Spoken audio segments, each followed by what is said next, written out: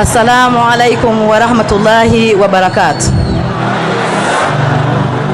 Amahoro y'Imana bane namwe Bayisilamu kazi namwe se muteraniye aha, ndagira ngo mumfashe twakire nyakubahwa Perezida wa Repubulika mu muco mwiza dutozwa n'idini ya Islam dutora takbir. Allahu akbar.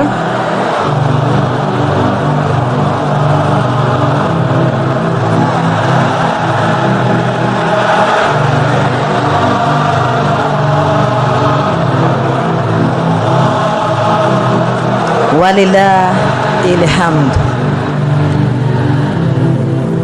Nyakubahwa Perezida wa Repubulika, bayobozi muteraniye aha, Bayisilamu kazi, nitwa Tijara Kabendera, nije uri buyobore iyi gahunda.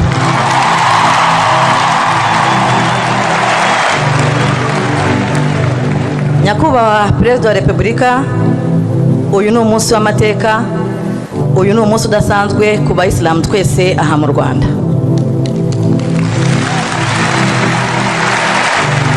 Kubera ko kubana namwe kuri uyu munsi nk'Abayisilamu ni iby'agaciro.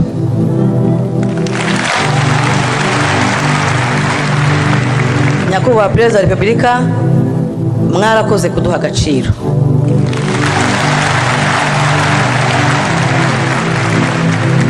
Ubu Abayisilamu twarize, Abayisilamu turatekanye kubera kubana namwe, kubera imiyoborere myiza muduha nk'Abanyarwanda, turabibashimira nk'Abayisilamu bo mu Rwanda.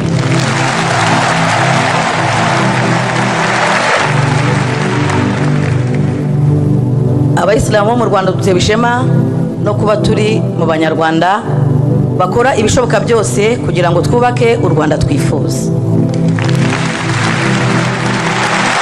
Nyakubahwa Perezida wa Repubulika, uyu munsi twawutangiye mu masaha ya kare, aho twagize ibiganiro bitandukanye ku nsanganyamatsiko ku ruhare rw'Umuyisilamu kubaka u Rwanda twifuza. Hari higanjemo ubuhamya bwa bamwe mu Bayisilamu bafite ibikorwa by'indashyikirwa, hari harimo urubyiruko, abategarugori, abacuruzi, ba rwiyemezamirimo, aho batuganiriye ku buryo biteje imbere babikesha kwizigama.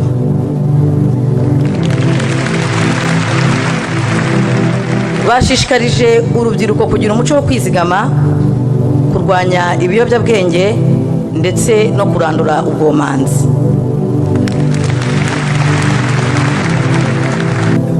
Niho mwanya naboneraho guha ikaze Mufti w'u Rwanda kugira ngo atugezeho ijambo ry'ikaze. Mufti, umwanya n'uwanyu.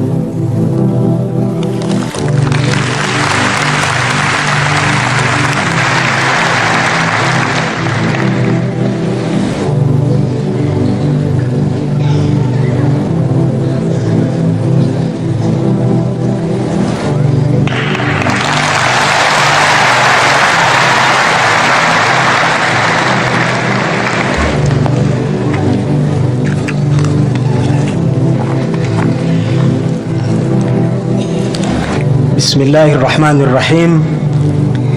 Mbanje ku izina ry'Imana Nyirimpuhwe Nyirimbabazi, Nyakubahwa Perezida wa Repubulika, bayobozi mu nzego nkuru z'igihugu cyacu, bayobozi b'amadini n'amatorero muteraniye hano, bavandimwe Bayisilamu kazi, namwe inshuti z'umuryango w'Abayisilamu mu Rwanda, mwese uko muteraniye hano, mbanje kubifuriza amahoro y'Imana, impuhwe zayo n'imigisha byayo.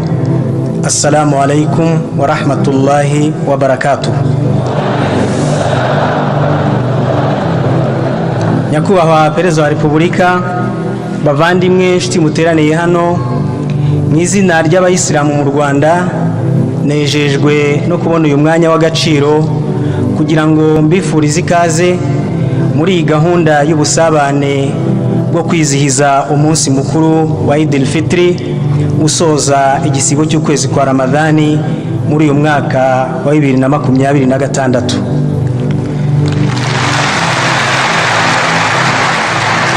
Ubu busabane bwahuje Abayisilamu mu Rwanda, namwe Nyakubahwa Perezida wa Repubulika, nkaba nagira ngo nkaba nagira ngo kandi mbashimire kuba mwafashe uyu mwanya mukaba mwaje kwifatanya natwe muri iki gikorwa.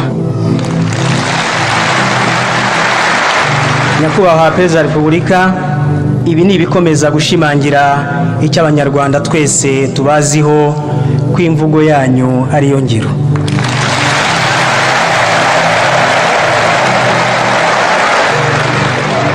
Ubusabane bufite insanganyamatsiko igira iti twishimire imiyoborere myiza mu Rwanda yaduhaye agaciro n'ubwisanzure mu myemerere. Nyakubahwa Perezida wa Repubulika, amateka y'abayisilamu mu Rwanda mu bihe byatambutse bahuye n'ibihe bitari byiza bitewe n'imiyoborere mibi yaranze igihugu cyacu, byaranzwe n'ihezwa, ritotezwa no gucibwa, gushyirwa mu nkambi, ariko ayo mateka Nyakubahwa Perezida wa Repubulika mwarayaduhinduriye, bityo munyemerere mu ncamake mbagezeho uko abayisilamu bo mu Rwanda tubayeho muri iki gihe cyiza cy'ubuyobozi bwanyu Nyakubahwa Perezida wa Repubulika. Dushingiye ku mvugo n'inyigisho y'intumwa y'Imana Muhammad, Imana imuhe amahoro n'imigisha, aho yagize ati burya udashimira abantu ntiyanashimira Imana.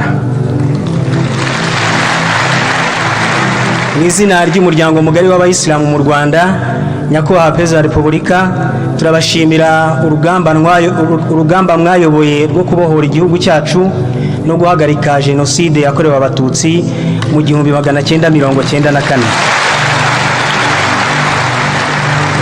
Nyuma yaho urugamba murarukomeza, noneho mwunga Abanyarwanda ndetse mubasha no kugarura ubumwe bwabo, munakomerezaho kubaka igihugu no kugiha icyerekezo gishimwa mu ruhando rw'amahanga. Nyakubahwa Perezida wa Repubulika, ibi byose mubishimirwa n'Abanyarwanda twese muri rusange,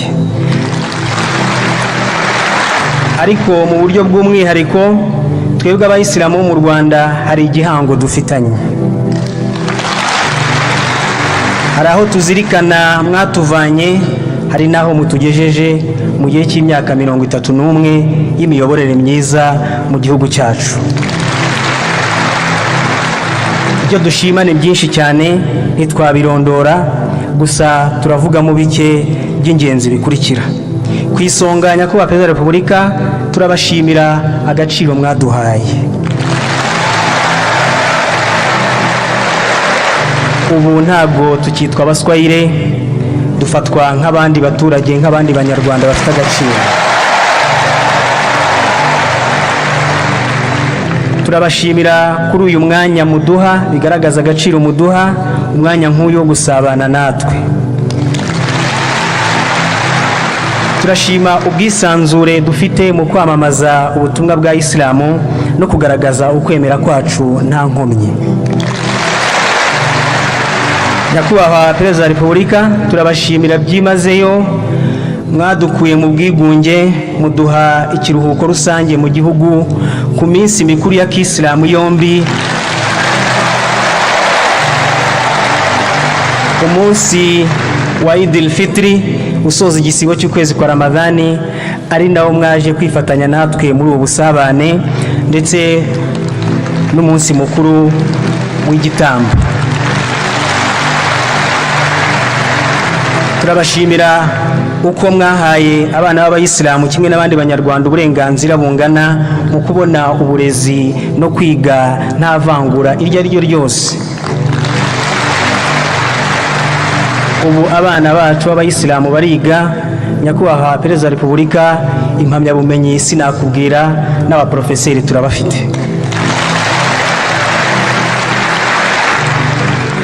Turabashimira uko mwarenganuye abayisilamu no kubasubiza imitungo bari barambuwe na leta zatambutse mu bice bitandukanye by'igihugu, aho mwagiye mudusubiza ubutaka ahantu hatandukanye, ariko by'umwihariko nk'urugero nuko mwadusubije ikigo cy'ishuri ry'Intwari twari twarambuwe, ndetse ntabwo ari ukukidusubiza gusa ahubwo mwarakivuguruye muranacyagura maze kigira ishusho nziza, turabibashimira.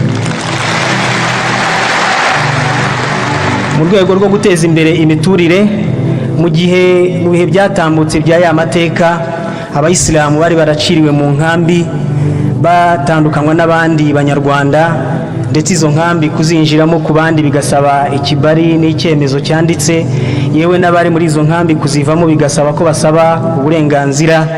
Ariko nyakubahwa Perezida wa Repubulika, ubu mwebwe ayo mateka mwarayahinduye, ndetse n'ahatuye abayisilamu nk'umujyi wa Biryogo w'amateka y'abayisilamu, ubu ahitwa mu Marangi habaye ubukerarugendo, hinjiriza amafaranga abahakorera.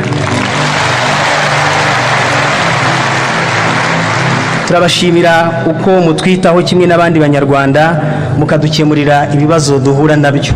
Ibyo twabitangira ingero nyinshi muri zo. Nyakubahwa Perezida wa Repubulika, turabashimira uko mworohereje abayisilamu mu Rwanda bajya mu rugendo rw'Imaka gukora umutambagiro mutagatifu, aho basigaye bagenda mu rugendo rworoheye cyane bajyanye n'indege y'igihugu cyacu mwadushakiye ya Rwanda Air. Nyakubahwa Perezida wa Repubulika, mwabarinze imvune z'urugendo kuko iyi ndege irabatwara mu buryo bwa charter flight, ikava hano i Kigali ikagwa i Jeddah nta handi inyuze, ikazongera igahaguruka i Madina ikaza i Kigali nta handi inyuze, mu rugendo rw'amasaha 3 gusa bakaba bageze mu gihugu cyabo. Nyakubahwa Perezida wa Repubulika, twagira ngo tubamenyeshe ko iyo abahaji bacu baguye ku kibuga bakabona ni indege ije kubatwara mu buryo bwihariye bonyine, kuko idasanzwe ifite urugendo rukorera muri biriya bice, bivuga ngo iba yagiyeyo kubera abo bahaji. Ibindi bihugu baribaza bati aba bahaji barakomeye cyane, natwe tukabwira duti dufite umuyobozi ukunda abaturage.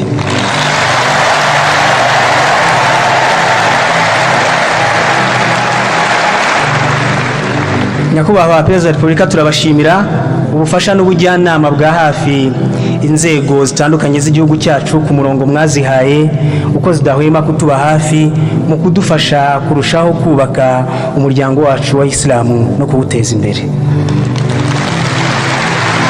Nyakubahwa Perezida wa Repubulika, mu gihe muri ya mateka yatambutse abayisilamu bahezwaga, babuzwaga kwiga mu mashuri, kandi biranumvikana yuko no mu nzego z'igihugu aho ntawabitekerezaga, ntawatekereza kuba minisitiri, ntawatekereza ubudepite, ariko nyakubahwa Perezida wa Repubulika, ubu mwaduhinduriye amateka. Abayisilamu bari mu nzego zitandukanye z'igihugu, abaminisitiri turimo, abambasaderi turimo, muri sena no mu badepite turimo, inzego z'ibanze, inzego z'umutekano, mu bigo bya leta n'ahandi.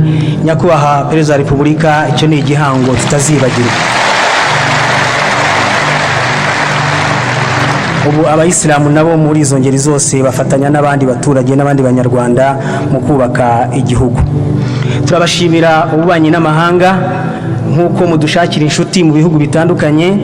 Ubu abayisilamu kimwe n'abandi banyarwanda twunguka byinshi muri uwo mubano, kandi aho tujya hose batwakira neza, natwe tukagenda dutewe ishema no kuba duturutse mu gihugu muyoboye, kandi bakatwakira neza kubera guha agaciro mwebwe ndetse n'uburyo mutuyoboye neza mu gihugu cyacu. Nyakubahwa Perezida wa Repubulika, ibyo ni bikeya twabashimira, ni byinshi ntabwo twabirondora, ni ingero, ariko ubundi ni byinshi ndetse ntawabibarangwa birangize. Nanone Nyakubahwa Perezida wa Repubulika, nagira ngo mutwemerere tubagezeho mu ncamake icyerekezo cy'umuryango w'abayisilamu mu Rwanda, aho tugana n'aho twifuza kujya. Umuryango w'abayisilamu mu Rwanda ufite icyerekezo gitanga icyizere, gishingiye kuri viziyo y'igihugu 2050 NST2, ndetse no ku igenamigambi ry'imyaka 5 strategic plan ry'umuryango w'abayisilamu mu Rwanda kuva mu mwaka wa 2024 kugeza 2029. Iri genamigambi turyitezeho ko rituganisha heza. Mu byo dushyize imbere rero nyakubahwa, harimo guharanira kunoza imikorere y'inzego z'umuryango w'abayisilamu mu Rwanda no kurushaho kwimakaza imikorere yo mu mucyo ndetse no kubazwa inshingano. Ikindi harimo kureba kure ndetse no gutekereza ibikorwa binini nk'uko biri mu mpanuro muhora mutugezaho, kandi tugatekereza ibyagutse hagamijwe kwigira. Mu mishinga migari y'icyerekezo dufite nyakubahwa Perezida wa Repubulika kandi yemejwe muri iryo genamigambi ry'umuryango w'abayisilamu mu Rwanda, twavugamo ingenzi. Hari umushinga witwa Islamic Cultural Center Hub muri Kigali. Uyu mushinga w'icyerekezo niwo mushinga uri ku isonga mu yo twifuza kugeraho, ndetse wamaze gukorerwa inyigo. Ubu ngubu inyigo ikaba yararangiye. Ibikorwa by'ingenzi bizaba biwugize ni ukugira umusigiti w'icyitegererezo wo ku rwego rw'igihugu twita National Mosque. Nyakubahwa Perezida wa Repubulika, natwe twatekereje binini dushingiye aho igihugu kigana n'umurongo n'impanuro muduha zo gutekereza birambye, tunarebye abashyitsi b'abanyacyubahiro igihugu cyacu cyakira harimo n'abayisilamu. Natwe twasanze koko tugomba kugira umusigiti uhesha agaciro igihugu cyacu, ndetse ukanahesha agaciro umuryango mugari w'abayisilamu mu Rwanda. Hanyuma n'abo bashyitsi nabo batugenderera muri ya marembo igihugu cyacu cyafunguye, nabo bakabona aho basengera haberanye n'urwego rwabo.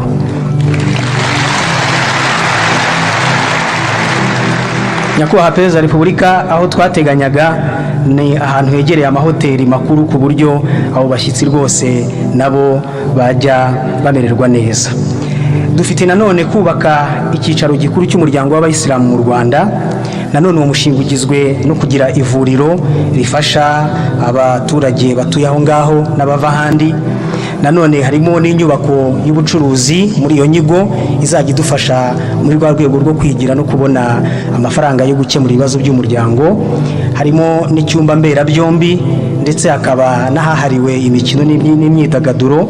Hanyuma hakaba na parikingi nibura y'imodoka zigeze ku 1000 zifasha yaba abagana aho ngaho ndetse n'abandi baturiye muri ibyo bice. Nyakubahwa Perezida wa Repubulika, aha turabashimira umusanzu wanyu mwatwemereye ko muzatanga mu gikorwa cyo kubaka icyicaro gikuru cy'umuryango w'abayisilamu mu Rwanda kiduhesha agaciro,